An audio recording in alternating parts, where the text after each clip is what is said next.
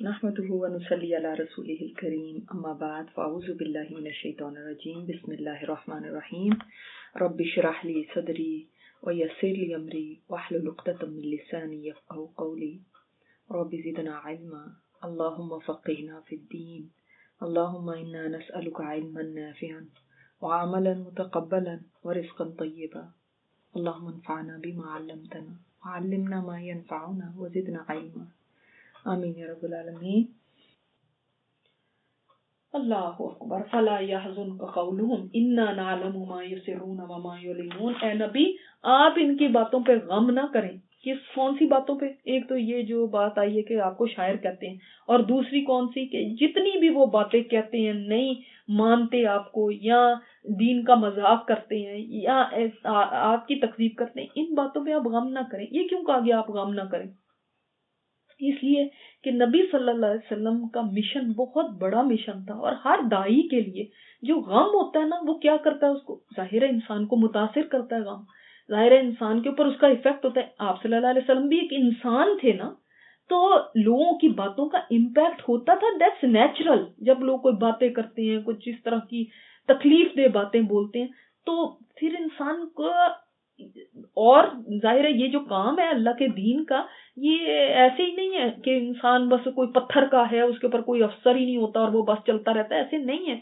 जो इंसान होता है उसका एक सेंसिटिव दिल होता है। जो दाई होता है, खास तौर पे दाई दीन का दिल सेंसिटिव होता है टुवर्ड्स पीपल। लोगों की तरफ उनका दिल सेंसिटिव होता है। इसी वजह से वो उनकी खैर ख्वाही में घुलते रहते हैं। अब जब लोगों की तरफ से ऐसी बातें आती हैं तो उनका दिल कितना तकलीफ में होता है, और फिर वो उसका इम्पैक्ट होता है, उसका असर होता है उनके काम पे। तो अल्लाह ताला फरमाते हैं आप ना गम करें। आप गमगीन क्यों होते हैं?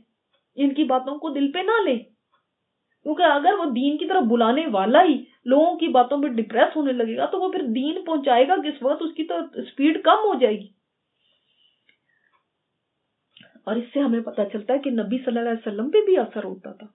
ऐसा नहीं था कि आप कोई असर से पाक थे, अब लोगों को कुछ भी कहते रहे उनको कोई असर ही नहीं होता। ऐसा नहीं होता था।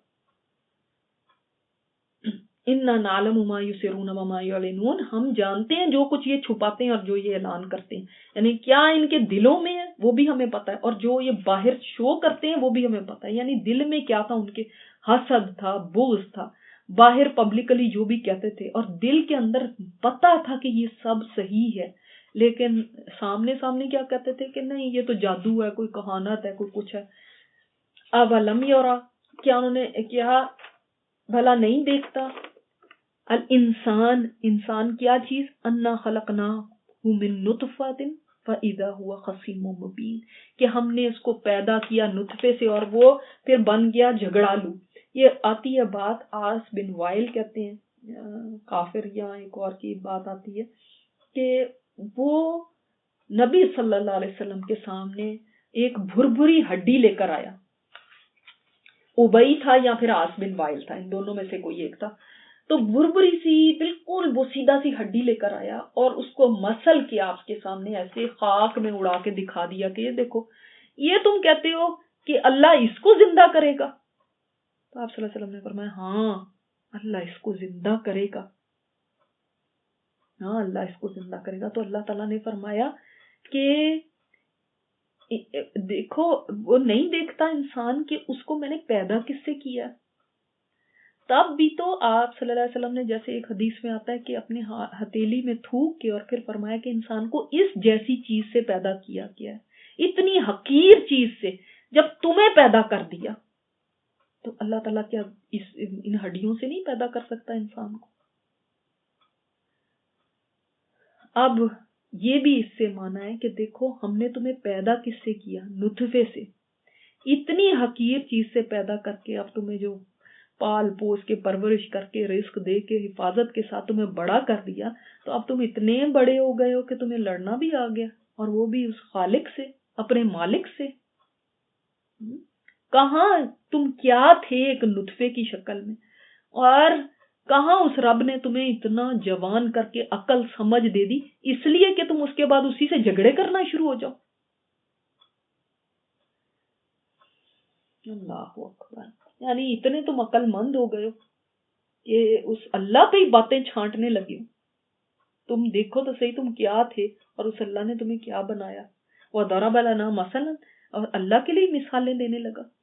یہی بات جو میں ابھی کر رہی تھی کہ ہمارے لیے مثالیں بیان کرنے لگا کہ اب اس کو اتنی سمجھ آ گئی ہے کہ اللہ کے بارے میں جھکڑتا ہے, اس کی قدرت کے بارے میں, اور یہ کہ وہ کیسے زندہ کرے گا, اور یہ اس کے اوپر مثالیں لا لا کے دکھاتا ہے. کبھی بھری ہڈی کا چورا چورا کر کے اس کو فضا میں اڑا دیتا ہے اور پھر دکھاتا ہے کہ دیکھو یہ کیسے پھر دوبارہ وہ اس کو تخلیق کرے گا. وہ نسیہ خلقہ, اور اپنی پیدائش بھول گیا. تو کچھ بھی نہیں تھا, تجھے اس سے پیدا کر دیا, یہ تو پھر بھی ہڈیاں تو ہیں. فرمایا کہ آپ قال من یحیی العظام وہی رمیم, اللہ تعالیٰ نے اس بندے کی بات کوٹ کی, اس کافر کی, کہ کہتا ہے من یحیی العظام, کون ہڈیوں کو زندہ کرے گا جب وہ رمیم ہو گئی ہوں گی, وہ سیدھا ہو گئی ہوں گی. یہ اللہ کی پاور کو کوسچن کر رہے ہیں. تم تو دیکھو کہ تم جس چیز سے پیدا ہوئے, یہ تو پھر بھی مٹی ہے نا, تم جس سے پیدا ہوئے اپنی تخلیق کو تو یاد کرو, اس کو بھی بھول گئے ہو کہ تم جس سے پیدا ہوئے وہ تو مٹی سے بھی زیادہ حقیر چیز ہے. یہ تو پھر بھی مٹی ہے نا, ان سے اللہ پیدا کر لے گا. تم بتاؤ جو تم اپنی پیدائش کو تو یاد کرو. قل یحیی الذی انشأہا, پھر اللہ تعالیٰ نے اس کی دلیل کے اندر یہ بات کہ اللہ پیدا کر سکتا ہے, اس میں یہ دلیل دی کہ اے نبی آپ ان کو کہہ دیں یحیی الذی, زندہ کرے گا ان ہڈیوں کو وہی, انشاء جس نے پیدا کیا تھا, اول مرت پہلی مرتبہ, جب پہلی دفعہ اس سے پیدا کر سکتا ہے تو اب بھی کر سکتا ہے. وہو بکل خلق علیم, اور وہ اپنی ساری مخلوق سے باخبر ہے. ساری مخلوق جتنی اس نے پیدا کی ہے وہ پیدا کر کے ایسے ہی نہیں چھوڑ دی, ان کے سب کے احوال وہ جانتا ہے. یہ تو اپنی پیدائش کے بارے میں بھی نہیں جانتے, ان کو تو اپنا بھی نہیں پتا کہ جب پیدا ہوئے تھے تو کیا تھے, کیسے تھے, کیا کرتے تھے. اللہ تعالیٰ تو اپنی ساری مخلوق کو, چاہے وہ زندہ ہے یا مردہ ہے, سب کو جانتا ہے. الذی جعل لکم من الشجر الاخضر نارا, وہ اللہ وہ ہے جس نے بنائی تمہارے لیے گرین, بالکل جو سبز درخت ہے اس سے آگ. عرب کے اندر ایک درخت ہوتا تھا جس کی ٹہنیوں کو جب وہ رگڑتے تھے آپس میں تو ان سے آگ نکلتی تھی. تو اللہ تعالیٰ نے فرمایا اللہ وہ رب ہے. یہ بھی اب سیکنڈ دلیل ہے اس بات کی کہ اللہ تعالیٰ زندہ کر سکتا ہے, کہ دیکھو ایسی ٹہنیاں جو گرین ہے, اور جو گرین ہوتی ہیں وہ موئسٹ ہوتی ہیں اندر سے, رائٹ, اندر ان میں نمی ہوتی ہے. تو اب پانی اور آگ تو بالکل ہی ایک اپوزٹ چیزیں ہیں, لیکن اللہ تعالیٰ نے اس میں سے آگ کو پیدا کیا, اس نمی والی دو شاخوں سے آگ کو پیدا کیا. جب ان کو رگڑا تو آپس میں, جو اللہ تعالیٰ اس نمی والی ٹہنی سے آگ پیدا کر سکتا ہے نا, وہ مردہ سے بھی زندہ کو پیدا کر سکتا ہے. فَإِذَا أَنْتُمْ مِنْهُ تُوقِدُونَ, تو تم ان سے, ان شجر اخضر سے تم جلاتے ہو, آگ ہوتی ہے, پھر تم اس سے اپنے کام میں لے کر آتے ہو.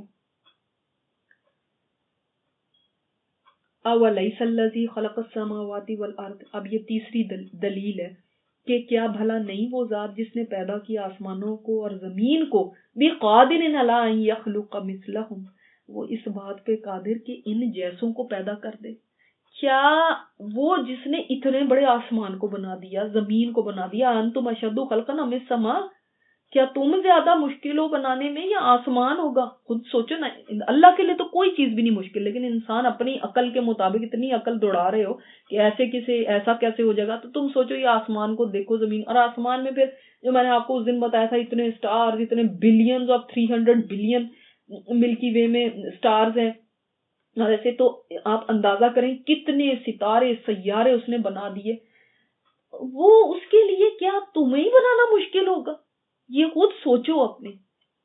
بلا کیوں نہیں, کیا وہ نہیں بنا سکتا؟ تو اس کا جواب دیا کیوں نہیں, وَهُوَ الْخَلَّاقُ الْعَلِيمُ, وہ تو خلاق ہے. دیکھیں ایک ہوتا ہے خالق اور ایک ہے خلاق, جس کے اندر بہت زیادہ ایگزیجریشن آ گئی.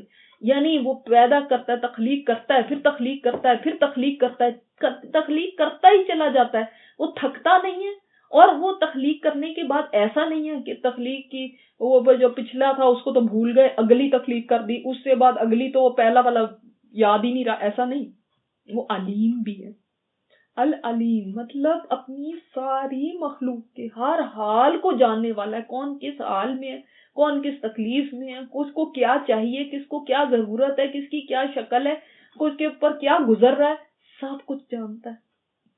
اور پھر اس کے بعد کنکلوژن، انما امرہ اذا اراد شیئا، بے شک اس کا حکم جب بھی وہ ارادہ کرے کسی چیز کا بھی، شیئن کسی چیز کا بھی وہ ارادہ کرتا نا، چاہے وہ آسمانوں کے برابر بڑی چیز ہے، چاہے وہ چونٹی کے برابر چھوٹی چیز ہے، چاہے وہ جس کو ہم کہتے ہیں بڑا کام اور چھوٹا کام ہے، اس کے لیے تو کوئی کام بھی نہیں بڑا. جب وہ اس کا ارادہ کرتا ہے ان یقول لہ کن فیکون، وہ کہتا ہے اس کو ہو جا تو وہ ہو جاتا ہے. اب یہ کن جو ہے نا، اس کا ترجمہ ہو جاتا تو ٹھیک ہے یہاں پہ کر لیا، لیکن اس کے لیے کوئی اپروپریٹ ورڈ ہم بتا نہیں سکتے، اس لیے کیونکہ کن اتنا ایک ایفرٹ لیس ورڈ ہے کہ اتنا ایزی ہے کہ اللہ تعالیٰ بس ارادہ کرتے ہیں تو اس کا ارادہ ہی ہے کہ بس وہ کہتا ہے ہو جا تو وہ ہو جاتا. نہ اس کو کسی چیز کے لیے کسی سے پوچھنے کی ضرورت، نہ اس کو کسی کے پاس اپلیکیشن دینے کی ضرورت، نہ اگر وہ آسمان بنانا ہے تو یا انسان بنانا ہے یا کوئی چیز بنانی ہے تو اس کا مٹیریل جمع کرنے کی ضرورت، نہ اس کو کوئی ورکرز کی ضرورت کہ وہ آئیں آ کے دیکھیں اور پھر بتائیں، نہ اس کو کسی پیسہ بہانے کی ضرورت، کچھ بھی اس کو ضرورت نہیں. بس اس کے لیے اتنا ہی آسان ہے کہ بس وہ کہہ دے ہو جا، بس ہو جاتا ہے. اسی طرح وہ تمہیں کھڑا کر دے گا کہ کون فرمائے گا اور تم کھڑے ہو جاؤ گے. یعنی یہ کہنا مقصود ہے کہ اتنا آسان ہے اس اللہ کے لیے تمہیں کھڑا کرنا. تم کیا کہتے ہو بری ہڈیاں ہوں گی، یہ ہوگا وہ ہوگا، پھر کیسے ہوگا؟ تم یہ تو دیکھو ساری باتوں کا خلاصہ کہ اس کو تو کچھ بھی کام کرنا ہو تو وہ یہ فرما دیتا. ساری مخلوق آدم علیہ السلام سے لے کے قیامت تک کے انسانوں کو کھڑا کرنا اس کے لیے کون ہے، بس دیٹس اٹ.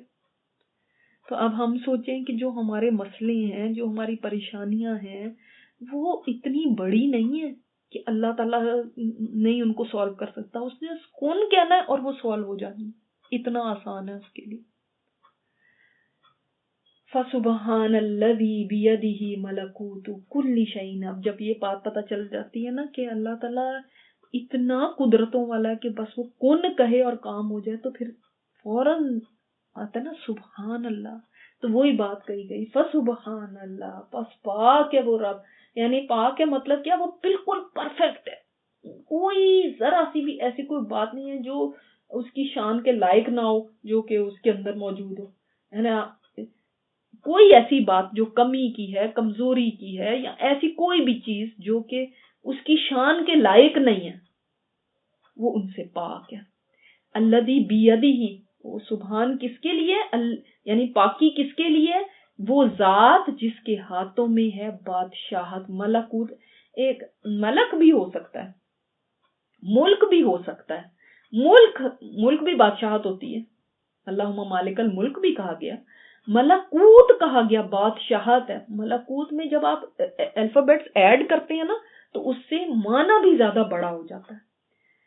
تو دنیا کے بادشاہوں کی طرح نہیں جن کی پاور آج ہے تو پتہ نہیں کل ہے یا نہیں ہے، یا ان کی پاور کو کوئی چھین ہی نہ لے، یا ان کو نہیں، وہ بادشاہ ہے جو ملکوت ہے، اس کی بادشاہت ہر طرح سے. اب دیکھیں دنیا کے اندر آپ کسی چیز کے اونر ہو بھی جائیں نا، مالک ہو بھی جائیں، مثال کے طور پر کسی گھر کے مالک ہیں تو ٹھیک ہے، وہ آپ کے نام تو ہوگا، لیکن آپ کیسے مالک ہیں کہ گھر پرانا ہو رہا ہے، گھر ٹوٹ رہا ہے، لیکن آپ یہ نہیں چاہ سکتے کہ اچھا یہ گھر بالکل صحیح رہے ہمیشہ اور اسی طرح قائم و دائم رہے ہمیشہ، تو ویسا ہی رہے. ایسا نہیں ہو سکتا. آپ کی ملکیت بھی ہوتی ہے کسی چیز کی، لیکن فل ملکیت پھر بھی ہمارے پاس کسی چیز کی بھی نہیں.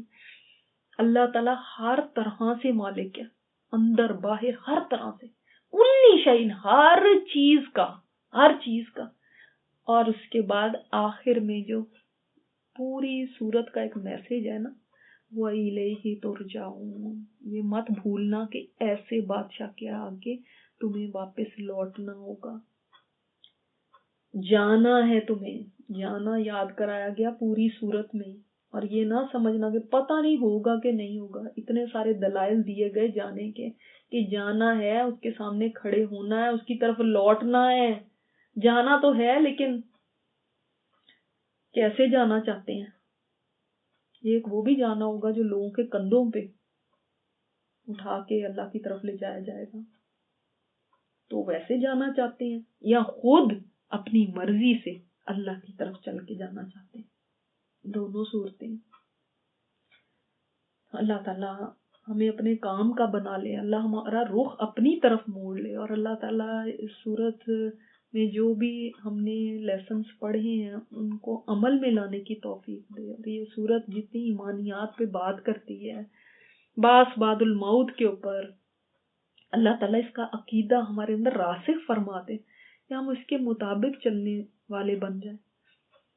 سبحانک اللہم و بحمدک نشہد ان لا الہ الا انت نستغفرک و نتوب الیک.